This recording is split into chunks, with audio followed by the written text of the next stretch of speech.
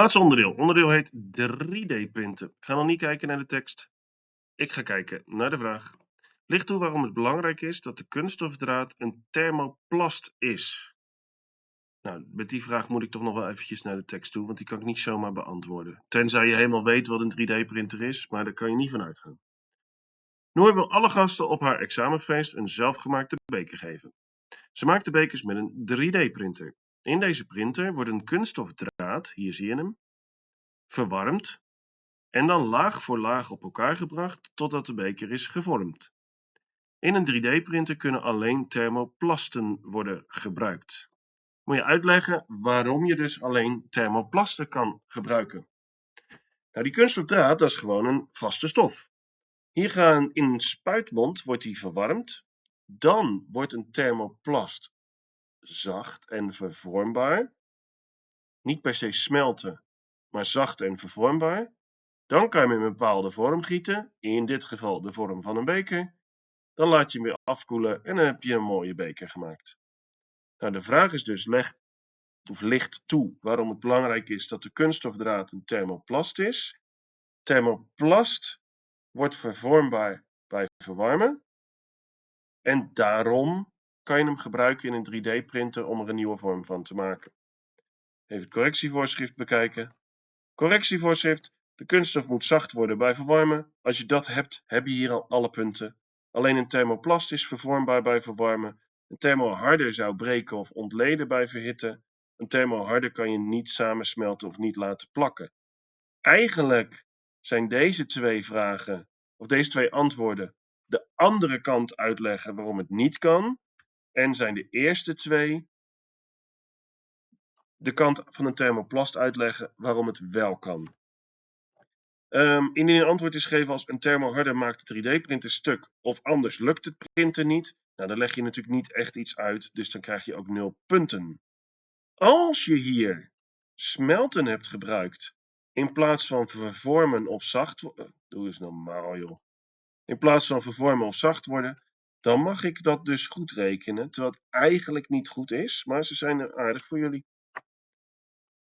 Dan, Noor gebruikt kunststofdraden. Ik ga niet kijken hiernaar. Uit hoeveel atomen bestaat 1 molecuul melkzuur? 1 molecuul melkzuur. Hier staat melkzuur. Melkzuur is C3H6O3. Uit hoeveel atomen bestaat dat?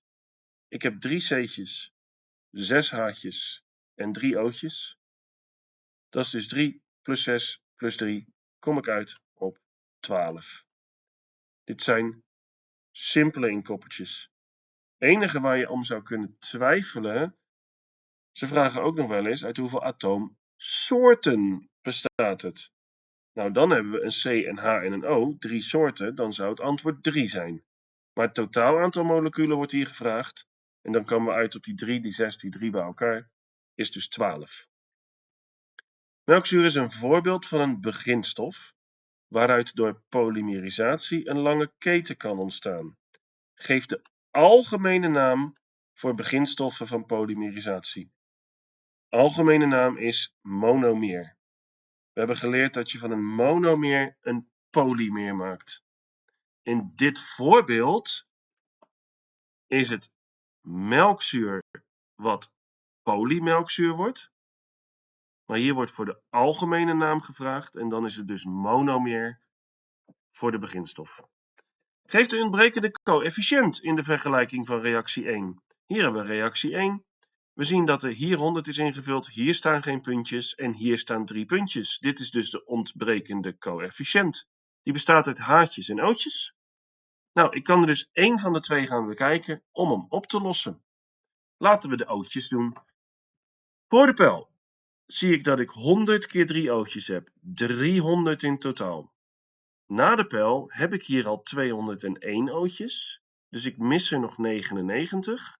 In 1 H2O zit maar 1 O, dus hier moet 99 voor de pijl komen te staan. Kan ik dat dan ook met haartjes doen? Ja, dat kan ook. 100 keer 6, 600 voor de pijl.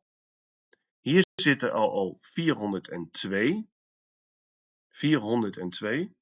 Ik moet er dus nog 198 hebben. 198 verdeeld over 2 Dat gedeeld door 2 kom ik dus ook uit op 99. Dit is kloppend maken, maar wel een beetje de simpele eindexamenvariant van kloppend maken. Dan, polymelkzuur begint zacht te worden bij 323 Kelvin. Voor welke van de volgende dranken is de beker geschikt? Warme chocolademelk van 40 graden Celsius, groene thee van 80 graden Celsius.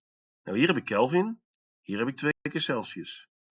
Kelvin omrekenen naar Celsius. In je samenvattingsboekje stond een makkelijke regeltje om te onthouden. Heb je Kelvin, doe je min. Heb je Celsius, doe je plus. Nou, we hebben Kelvin, dus we doen min. Nou, het getalletje min is de 273. Want Celsius kan tot min 273, waar Kelvin 0 graden is.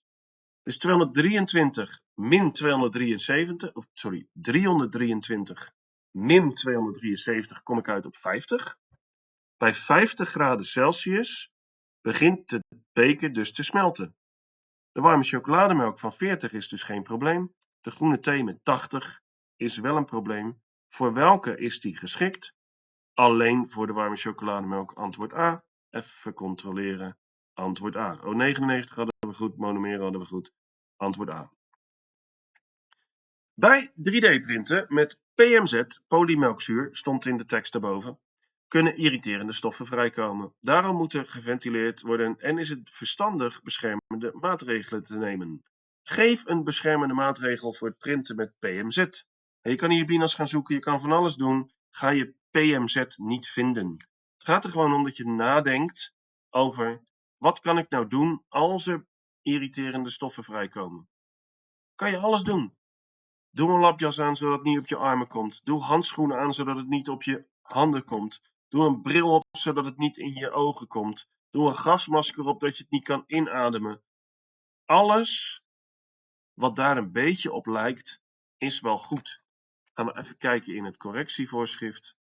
Voorbeelden van een juist: handschoenen, lapjas, labbril, mondkapje. Ja, een beetje hetzelfde als een gasmasker. Of in een zuurkast werken. Zuurkast is natuurlijk zo'n ruimte waar alles wordt afgezogen en het eigenlijk niet naar je toe kan komen. Dus dat zou ook werken. Dan zijn we er doorheen. Een volledig examen, opgedeeld in allerlei filmpjes, maar ik denk dat daarmee jullie het goed kunnen voorbereiden. Later.